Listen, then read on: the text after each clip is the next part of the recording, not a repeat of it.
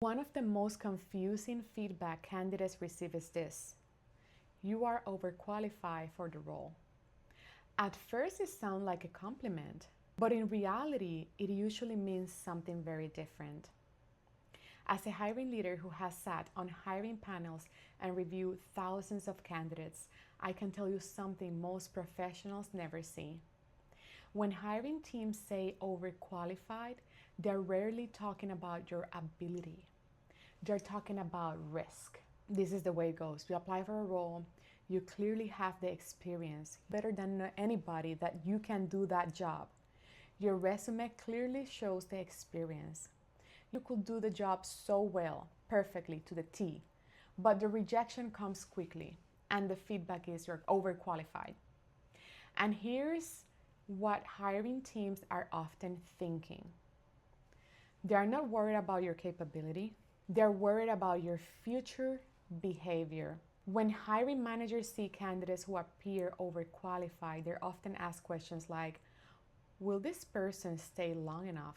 And if this person is not going to stay long enough, why will I invest so much money, company capital, hiring process expenses, onboarding an employee, training calories, like providing mentors? The other question they ask is, will they become bored quickly? If they are so overqualified, is this something that they will just come and do not like it, get bored, and then leave again? Will they leave when a better role appears? Will they expect a higher salary later? These are all questions that are going through recruiters' minds.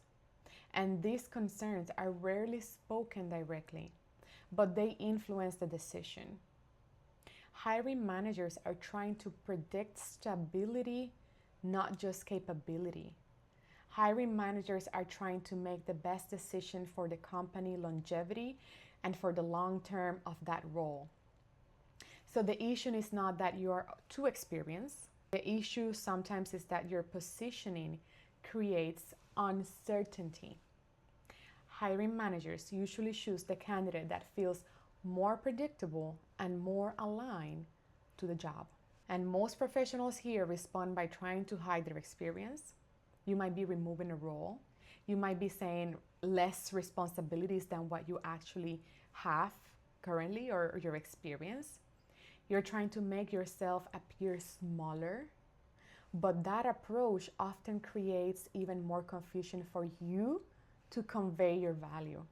And over time, that cycle keeps experienced professionals stuck, applying for roles below their potential, explaining their background again and again, while the opportunities they actually want to go to candidates who appear more aligned. The problem is not the experience, it is the clarity of the narrative. Inside Get Your Dream Job Accelerator, we focus on positioning your experience in a way that signals alignment instead of risk.